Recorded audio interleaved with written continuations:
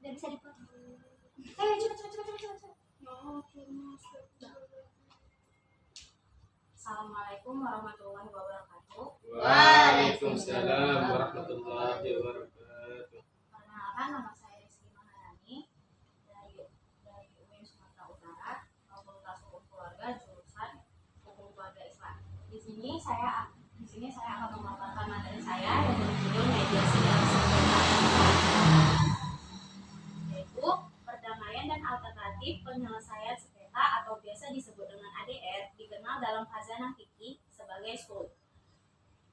Dari Undang-Undang Nomor 30 Tahun 1999 tentang arbitrase dan alternatif penyelesaian sengketa dapat dikatakan upaya negara dalam mensosialisasikan institusi perdamaian dalam sengketa bisnis.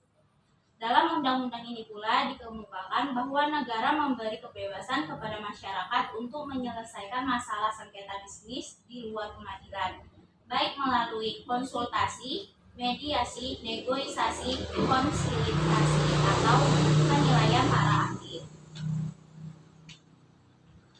Pokok penyelesaian difokuskan kepada kemauan bersama untuk penyelesaian sengketa tersebut yang diperjanjikan untuk diselesaikan di luar hukum acara. Janji yang disepakati bersama tersebut merupakan undang-undang bagi mereka yang membuatnya. Penyelesaian melalui model ADR yaitu negosiasi, mediasi, konsiliasi, dan arbitrase. Lalu yang pertama itu negosiasi atau negotiation adalah proses konsekuensi yang digunakan para pihak untuk memperoleh kesepakatan di antara mereka yang bersengketa. Lalu yang kedua mediasi atau mediation adalah proses negosiasi pemecah masalah di mana pihak luar yang tidak memiliki impartial bekerja sama dengan pihak yang bersengketa untuk mencari kesepakatan bersama.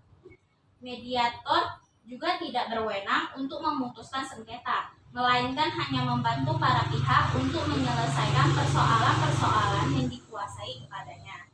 Lalu yang ketiga, konsiliasi atau conciliation. Jika pihak yang bersengketa tidak mampu merumuskan suatu kesepakatan dan pihak ketiga yang mengajukan usulan jalan keluar sebagai penyelesaian proses ini, maka itu disebut dengan konsilisasi. Lalu yang keempat itu ada arbitrasi atau arbitration. Para pihak sepakat menyetujui untuk menyelesaikan sengketa kepada pihak yang netral. Dalam arbitrase, para pihak memilih sendiri pihak yang bertindak sebagai hakim dan hukum yang diterapkan.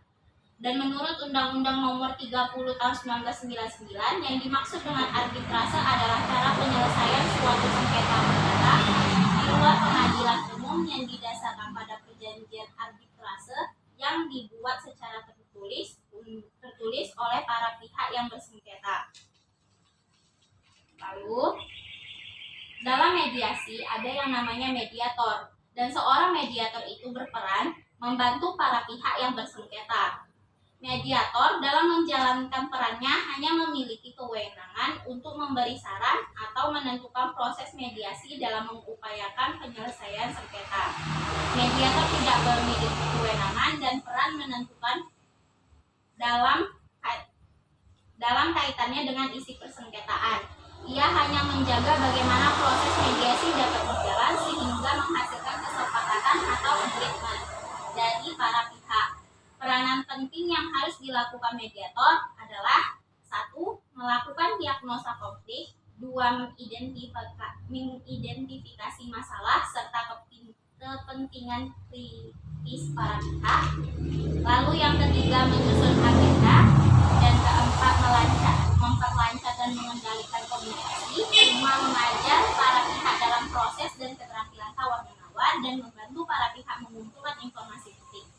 Dan yang terakhir keenam, sebagai pihak netral yang melayani kedua belah pihak, mediator berperan melakukan interaksi dengan para pihak, baik secara bersama atau secara individu, dan bersama mereka pada 3 tahap sebagai berikut. Yang pertama itu memfokuskan pada upaya membuka komunikasi di antara para pihak.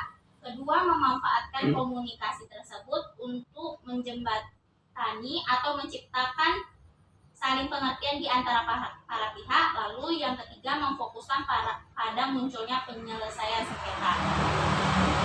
Lalu materi yang kedua yaitu hubungan akad asul dengan akad-akad muamalah yang lainnya.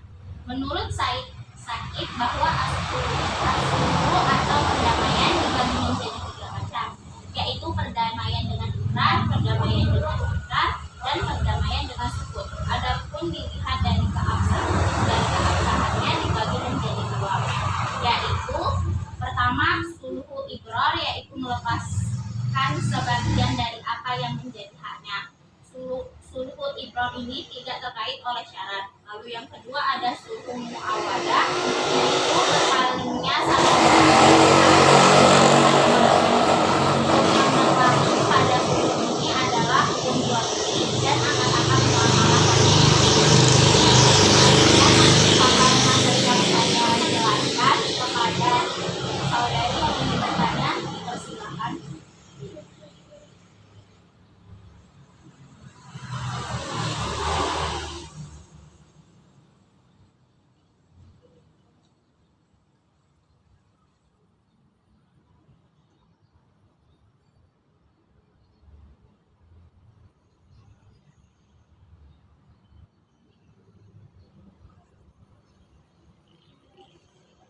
Saya ingin bertanya saudari. Baiklah, saya ingin bertanya kepada saudari. Baik, terima kasih. Dari pertanyaan Anda, saya akan menjawab, yaitu di dalam penyelesaian suatu perkara atau sengketa termasuk mengenai muamalah, ada peran fikih di dalamnya, yaitu menyelesaikan permasalahan dengan memenuhi syarat fikih, yaitu melalui mediasi atau asulhu atau disebut perdamaian yang di dalamnya ada negosiasi. Selain itu, penyelesaian sengketa melalui asulhu pada hakikatnya untuk mencapai manfaat bagi para pihak. Lalu peran fikih dalam mediasi muamalah adalah mengajarkan para pihak dalam proses dan keterampilan tawar-menawar sebagaimana yang ada dalam fikih dan membantu para pihak mengumpulkan informasi penting dan menciptakan pilihan-pilihan untuk memudahkan penyelesaian problem melalui media atau materi dalam fikih. Pada saudara atau saudara yang lain ingin apabila ada yang dipertanyakan, silakan.